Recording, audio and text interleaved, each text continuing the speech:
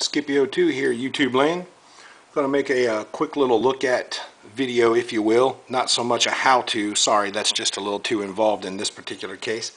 But what I'm going to discuss is the McCarbo spring kit for your Marlin Model 60s. What you see in front of you is the basic action for a Marlin 60. Specifically, this one is for a tube feed. But the kit will work on either the mag feed or the tube feed. So basically, here's what you get. Take out your mechanism, so to speak, and here's the top of it. This is the down here to your right would be the muzzle end, and to your left over here is the butt of the stock end. So anyway, here's your hammer. This is the lifter arm. This is the feed mechanism here, or if you had the magazine feed, there would be the mag attachment and mag release assembly there. Basically, that's just pinned out with these two.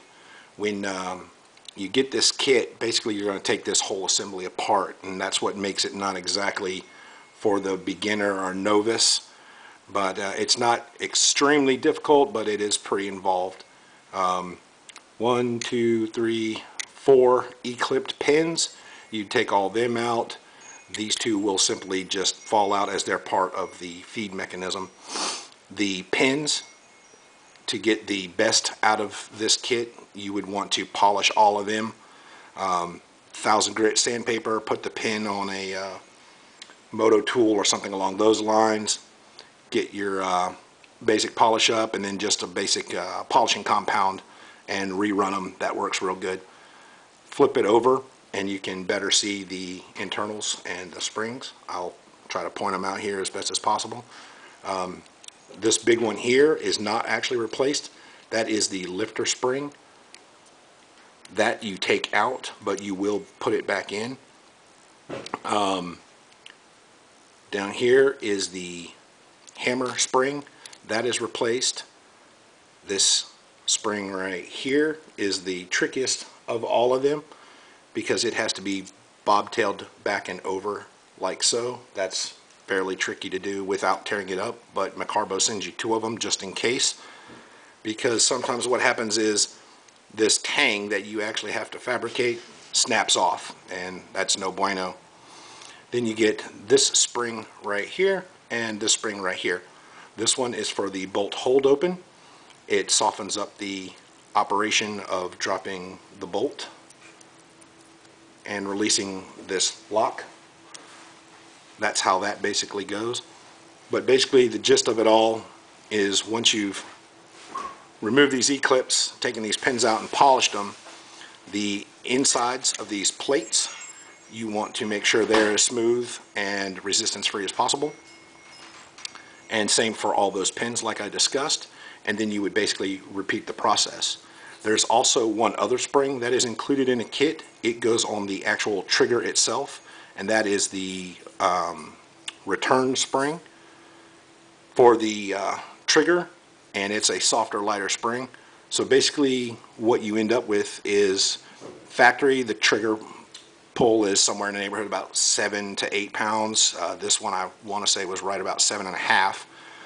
And when it's all said and done and put back together, you get a 3.5 to 4 pound pull, which is far cry better, obviously. But one of the biggest things is you take all of the pre-travel tension weight out, and then it hits the wall, and then it's not exactly a 2-stage trigger, but it feels like a 2-stage trigger. There's very, very light resistance for this. I don't know, I guess it's probably somewhere between 1/8 and maybe 1/4 inch of travel to take up the play, and then the trigger hits the proverbial wall. And once it hits that wall, it's a matter of that 3.5 pound to 4 pound snap, and bang. But anyway, that's a basic look at what you end up with and what all is involved.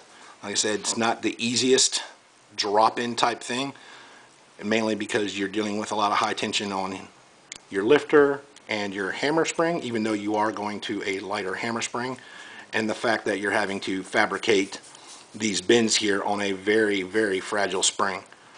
But, you know, you factor in the polishing and leveling work of the internals of these plates and those pins, time consuming, but the result is fair. So anyway, when you're looking for Marlin 60 parts, unfortunately not a whole lot out there in the aftermarket, especially with regards to the trigger. But McCarbo, definitely one of the big names, probably the premier name in improvements and upgrades. And that's what you're looking at tackling if you decide to go that route. Anyway, that was just a quick look at what was involved and what's included in the McCarbo Complete Model 60 Action Improvement and Trigger Upgrade. Anyway, as always, I thank y'all for watching, taking the time out of your day to peep that out. If you liked the video, by all means hit that like, and go ahead and give us a follow. Stay tuned for more things always coming. We appreciate y'all watching. Take care of yourselves, take care of each other, and God bless. Thanks.